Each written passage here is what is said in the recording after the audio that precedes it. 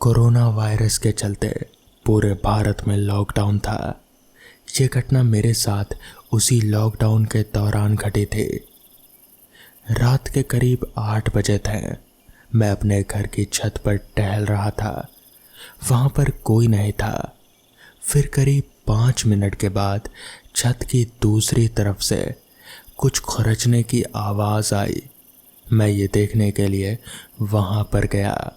वहाँ पर कोई नहीं था क्योंकि छत पर मेरे अलावा कोई था ही नहीं। उस समय मेरी नज़र छत के दूसरी तरफ लगे चैनल डिश पर पड़ी। मैंने सोचा शायद कोई चूहा होगा, इसलिए मैंने ज़्यादा ध्यान नहीं दिया। कुछ देर बाद फिर वही आवाज़ आई। मैं तुरंत वहाँ गया और हैरान रह गया क्योंकि वो चैनल डिश जहाँ पहले था वहाँ से खिसक कर अब 5 फीट दूर चला गया था। ये कैसे हो गया?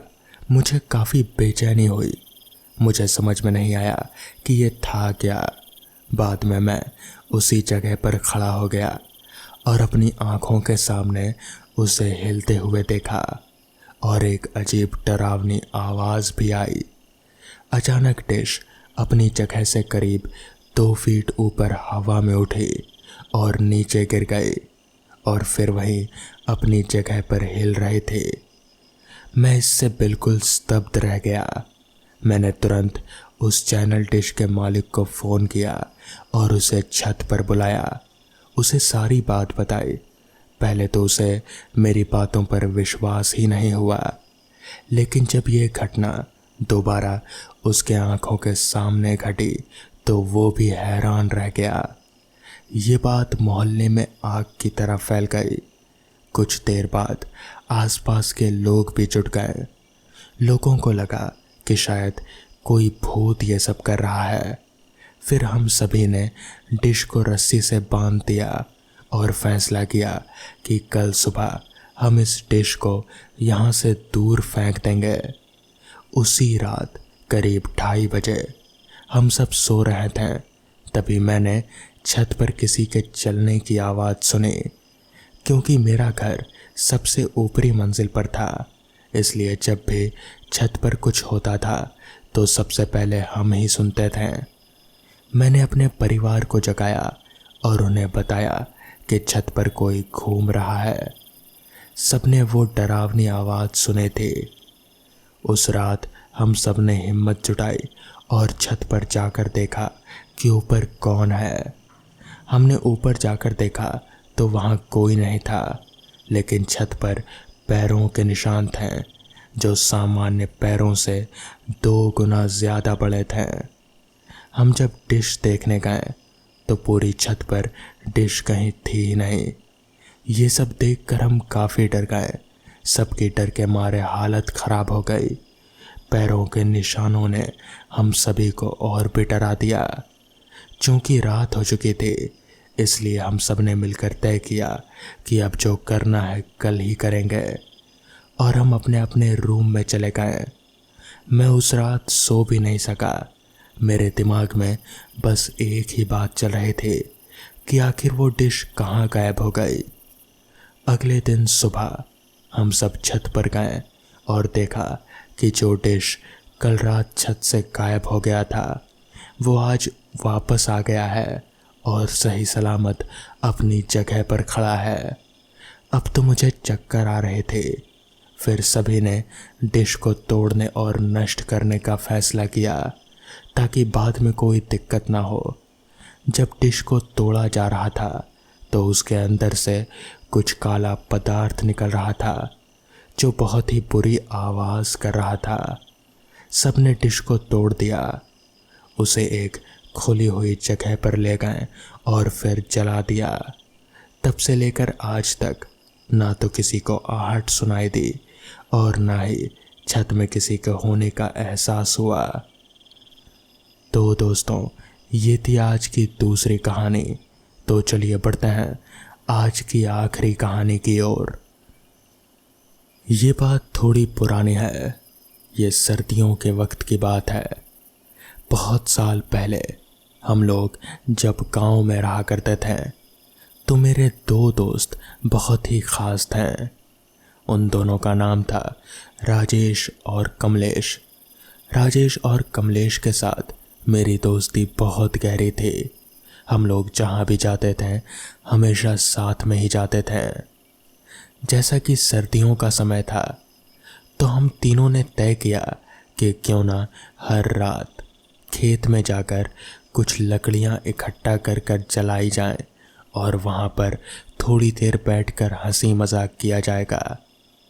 तो फिर हम लोगों ने यही तय किया और फिर उस दिन के बाद से हम लोग रोज़ाना रात को खेत में जाने लगे और लकड़ी इकट्ठा करके जलाते हैं, वहाँ पर थोड़ी देर बैठते हैं और फिर हंसी मजाक करते हैं, फिर वापस अपने अपने घर आ जाते हैं।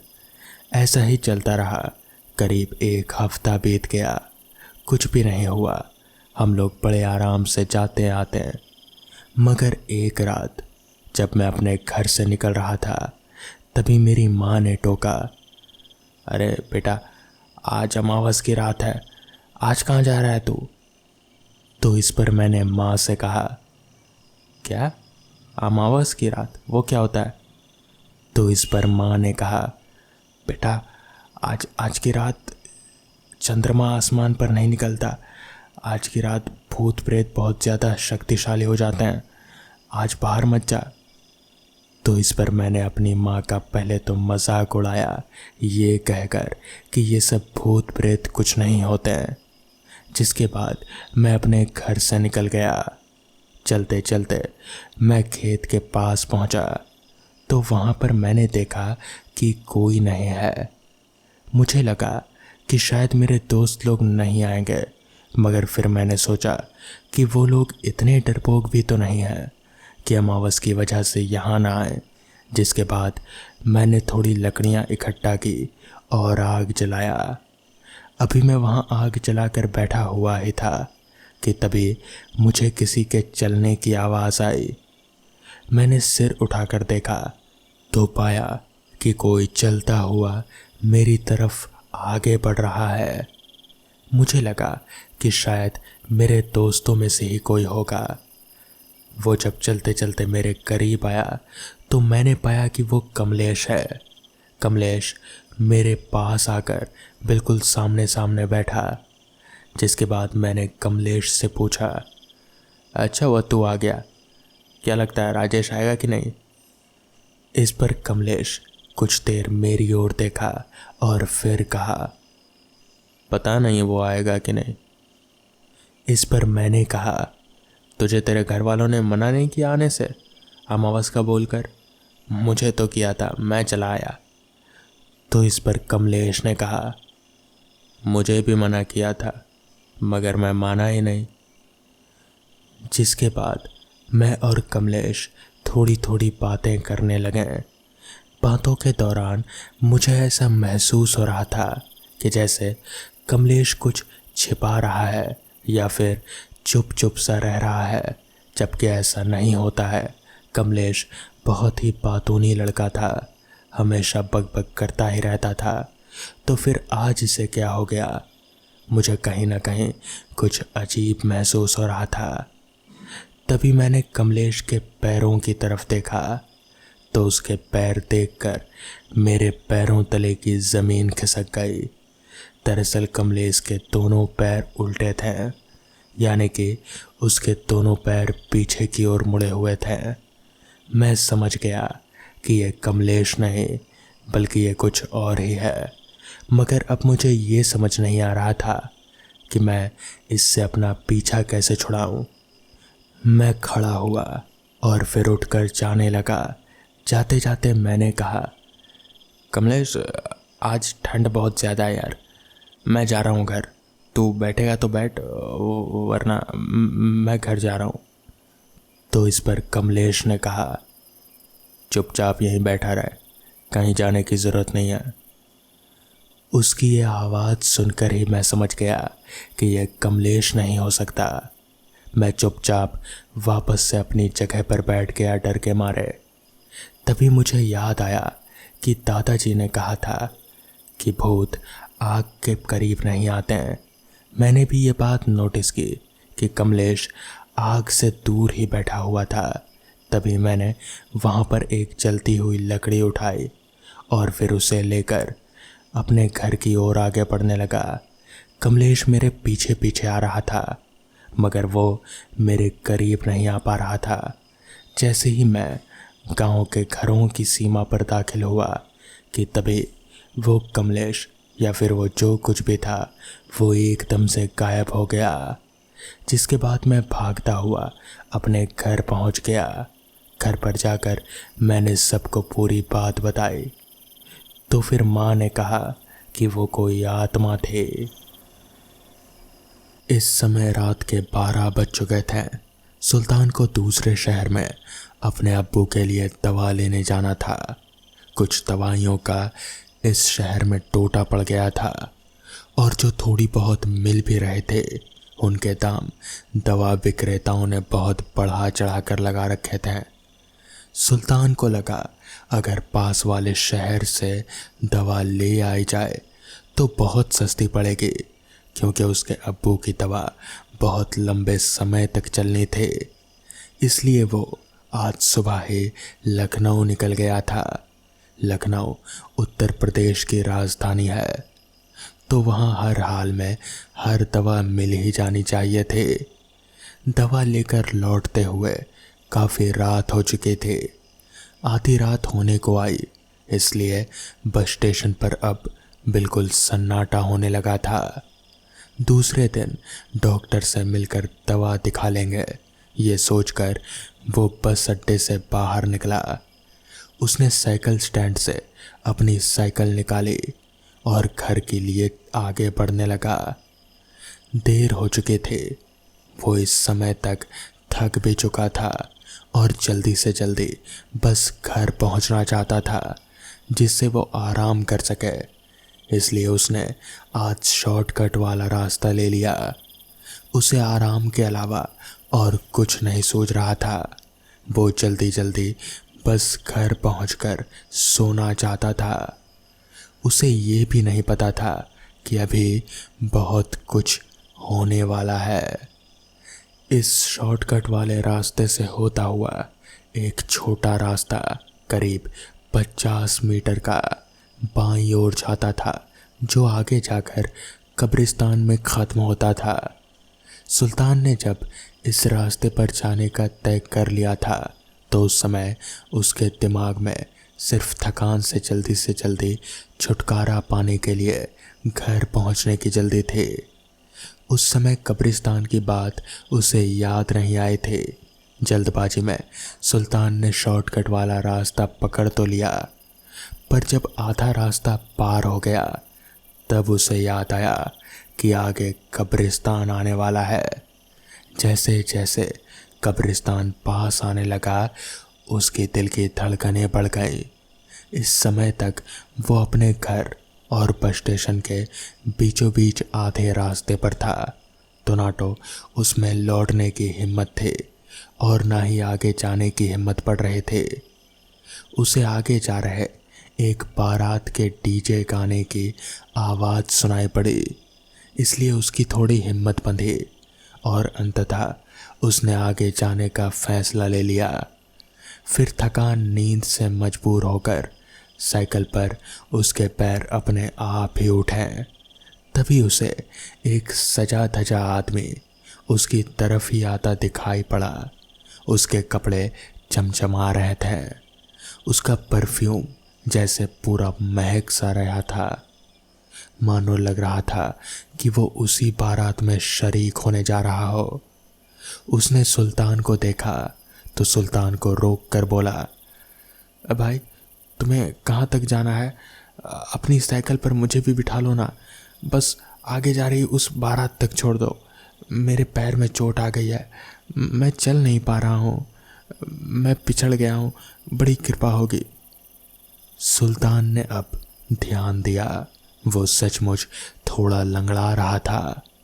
वो साइकिल से नीचे उतरा और वहीं सड़क पर बैठकर उस बाराती के पैर को अपने घुटने पर रखकर उसके पैर दबाने लगा। उस बाराती के एड़ी में चोट लगी थी। सुल्तान ने अपने लाए सामान में से एक बैंडेड लगाया और एंटी इन्फ्लेमेटरी दवा भी लगाया। पैर दबाने और दवा लगाने से उस बाराती को थोड़ा आराम मिल गया। सुल्तान ने अपने बैग से एक गौज का बंडल निकाला और उस आदमी के पैरों में कसकर लपेट दिया। गौज लपेटने से उसे आराम मिला और उसने सुल्तान को धन्यवाद दिया। इतना करने के बाद सुल्तान को एक बार फिर से कब्रिस्तान का ध्यान आ गया। सुल्तान ने सोचा, कब्रिस्तान आने वाला है, अच्छा है इसका साथ मिल गया, रास्ता आसानी से कट जाएगा। और अब फिर वो उसे अपनी साइकिल पर सहारा देकर पीछे बैठा लिया। थोड़ी देर बाद वो आदमी थोड़ा मग्न होकर गाना गाने लगा। सुल्तान सोचने पर मजबूर हो गया कि उसने बैठाया तो था एक आदमी को, पर यह गाना औरत की आवाज़ में गा रहा है। चलो कोई बात नहीं, गाना बढ़िया गा रहा है। और सुल्तान ने भी गाने में अपना सुर मिला दिया। पीछे वाला मुसाफिर बोल उठा, भाई तुम तो गाना भी बहुत बढ़िया गाते हो। इसके बाद दोनों ने एक दो गाने और मिलकर गाए। थोड़ी दूर चलते ही एक बारात जाती दिखी, जिसकी आवाज़ सुल्तान ने थोड़ी पहले सुनी थी। जल्दी ही वो उस बारात तक पहुंच गया। अब सुल्तान उस बारात की भीड़ के कारण आगे नहीं बढ़ पा रहा था। सभी बाराती मग्न होकर नाच गाने में व्यस्त हैं। मजबूरन सुल्तान बारात के पीछे पीछे चलने को मजबूर था। कब्रिस्तान के पास आने तक पीछे बैठा बाराती चुपचाप रहा और सुल्तान के बारात के पास पहुंचने तक ही साइकिल पर पीछे बैठा रहा। वो बाराती अब साइकिल से उतर चुका था और सुल्तान से बोला, सुल्तान भैया आपका बड़ा धन्यवाद, आपने मेरे पैर का इलाज कर दिया और मुझे बारात तक भी पहुंचा दिया। फ़िलहाल ये मेरी निशानी रखिए, शायद इसकी ज़रूरत पड़ने वाली हो। अरे कैसी ज़रूरत, देख लेना, ज़रूरत का क्या, कभी भी पड़ सकती है। मुझे आपकी मदद करके खुशी मिलेगी। मदद? कैसी मदद? पर मेरा नाम कैसे मालूम हुआ? सुल्तान ने पूछा तो उसने जवाब दिया, मुझे सब कुछ पता है और हाँ, मुझसे मिलते रहना ज़रूर, मैं यहीं रहता हूँ। और इतना कहकर उस आदमी ने सुल्तान की जेब में अपने हाथ से कुछ रख दिया। सुल्तान नाना कहता ही रह गया, पर वो आदमी सुल्तान की जेब में कुछ रखकर आगे बारात के साथ चल पड़ा। सुल्तान बारात के पीछे पीछे अभी भी चल रहा था और गनीमत मना रहा था कि अच्छा हुआ जो बारात मिल गई, वरना कब्रिस्तान का सोचकर डर के मारे उसका बुरा हाल हो रहा था। बस अब कब्रिस्तान वाला मोड़ आ गया था। इसके बाद कोई डर की बात नहीं थी। सुल्तान अभी भी बारात के पीछे पीछे चल रहा था। बारात अब अचानक कब्रिस्तान वाले उस छोटे रास्ते के लिए मुड़ी। सुल्तान कब्रिस्तान की तरफ बारात को जाते देखकर बड़ा आश्चर्यचकित हो गया कि बारात कब्रिस्तान में क्या जा रही है। कब्रिस्तान में आखिर बारात का क्या काम? देखते ही देखते वो छोटा रास्ता पार करते ही पूरी बारात अचानक से कब्रिस्तान में घुस गई और एकदम से गायब हो गई। सुल्तान चौंक गया। पूरी की पूरी बारात एकदम से कैसे गायब हो सकती है? हालांकि गानों की आवाज़ अभी भी आ रहे थे। क्या उसने किसी भूतों की बारात को देखा? किसी भूत को अपनी साइकिल पर बैठा कर यहाँ तक लाया? डर के मारे अब उसने अपनी पूरी ताकत लगा दी साइकिल बढ़ाने में कि किसी तरह कब्रिस्तान जल्दी से जल्दी पार हो जाए। पर ऐसा लग रहा था कि जैसे उसका गला सूख रहा हो, शरीर का खून सूख गया और पैरों की ताकत जैसे ख़त्म ही हो गई। साइकिल आगे ही नहीं बढ़ रहे थे। डर से कांपते सुल्तान को कुछ याद नहीं आ रहा था। उसने सोचा कि दुआ पढ़ते हैं, पर डर के मारे कोई दुआ उस समय याद ही नहीं आई। दिमाग सुन्न पड़ गया, सारी दुआएं एकदम से भूल गया। बस उसके मुंह से मुश्किल से अल्लाह अल्लाह ही निकल पा रहा था। वो जड़वत हो चुका था और थोड़ी देर में अल्लाह अल्लाह रटते रटते उसका डर कुछ कम हुआ और जल्दी ही वो अपने घर की सड़क तक भी आ गया। घर आकर सुल्तान थरथराते शरीर के साथ ही पहले अपने अब्बू का हाल चाल लेने गया, पर डरते कांपते देखकर अब्बू ने भी पूछा कि क्या हुआ, ऐसे कांप क्यों रहे हो। पर सुल्तान ने सिर्फ थके होने की बात कही। फिर जल्दी से कपड़े बदले और भूख और डर ख़त्म करने के लिए चाय बनाई और 2 स्लाइस ब्रेड की निकाली। चाय के साथ ब्रेड खाया। जब बेड पर सुल्तान लेटा तब आज रात की बात सोचते हुए कब उसकी आंख लगी उसे होश ही नहीं आया और वो खर्राटे मारते हुए सो गया। दूसरे दिन जब वो सोकर उठा तो सिर पर थोड़ा दर्द था। फ्रेश होने के लिए उसने चाय बनाई और बीती रात की घटना के बारे में सोचने लगा। क्या सचमुच उसने भूतों की बारात देखे थे? फिर तो जो बाराती उसकी साइकिल के पीछे बैठा था वो भी भूत ही रहा होगा। उसे झुरझुरी हो आई। उसने उस भूत के साथ मिलकर गाना गाया था। फिर उस भूत ने जाते जाते अपनी निशानी के तौर पर उसकी जेब में कुछ रखा था। क्या रखा था? सुल्तान जल्दी से उठा और अपनी शर्ट देखने के लिए सोचा। सुल्तान पिछली रात की बात याद करके उस भूतिया बारात के बारे में सोचने लगा। उसके साथ साइकिल पर बैठा हुआ बाराती रात में तो नहीं पर अब खौफनाक लगने लगा था। भूतों से भिड़ंत के बाद अब भी वो किसी के साथ साझा करना चाह रहा था। फिर उसे उस भूत की कही बात याद आई कि कभी भी मदद की ज़रूरत हो तब बताना, उसे मदद करके खुशी मिलेगी। क्या भूतों में भी मदद करने की सहायता होती है? उसने तो सिर्फ भूतों के खौफनाक होने की ही बात सुनी थी। उस भूत ने उसकी जेब में अपनी निशानी के तौर पर कुछ भी रखा था जिस पर अभी तक सुल्तान का ध्यान नहीं गया था। क्या रखा था जेब में? सुल्तान ने सोचा। फिर तुरंत ही ये बात भी दिमाग में आई कि भला भूतों के पास क्या ही हो सकता है जो वो देंगे। फिर भी सुल्तान का दिल हो आया कि चलो एक बार शर्ट की तरफ चेक कर ही लेते हैं। इतना सोचकर सुल्तान ने अपनी शर्ट उठाई और शर्ट पर कुछ भारी सा उसे लगा। उसने जेब में हाथ डाला। उसके आश्चर्य की सीमा नहीं रही। उसके हाथ में कोयले के 5 टुकड़े थे। ये कोयले उस भूत की मदद करने के लिए उसके लिए एक इनाम था।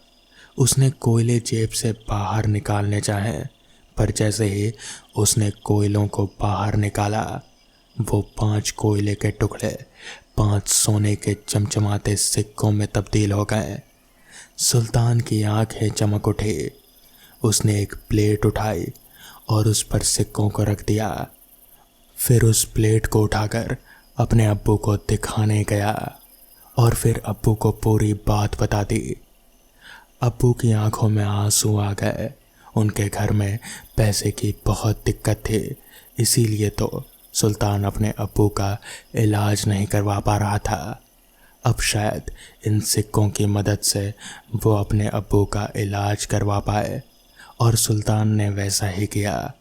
कुछ ही महीनों में उसके अब्बू बिल्कुल सही हो गए और फिर सुल्तान ने मन ही मन उस भूत वाले बाराती का शुक्रिया अदा किया। तो दोस्तों, ये थी आज की कहानियाँ। अगर आपको ये कहानियाँ पसंद आई हो तो वीडियो को लाइक और चैनल को सब्सक्राइब करना ना भूलें। तो मैं आपका दोस्त आर्यन जल्द ही मिलूँगा आपसे ऐसी ही नई कहानियों के साथ।